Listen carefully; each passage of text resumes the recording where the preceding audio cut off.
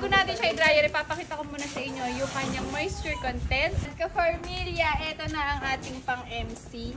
So, para malaman natin ang moisture content ng ating palay. Ito, ginagamitan natin siya nito. Sasaksak lang natin. Kapag kasi bagong ano yung palay natin, na masama-sa pa siya. So, usually nasa 30, 32 ang moisture content niya. Eh, bago kiskisin siya, dapat tuyo siya. Kaya minsan ginagamitan natin siya ng mga dryer o binibilad natin siya sa mga kalsada, ganyan, para matuyo yung palay natin. So yan, subukan natin, ipapakita ko sa inyo kung paano magamitin itong pang-MC natin. Ito yung, dito natin nilalagay yung ating bagong aning palay.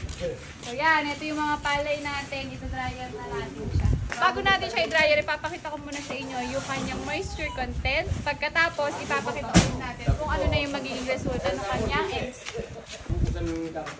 Ito na lang tayo kumuha sa sako na to. Pupunuin natin siya.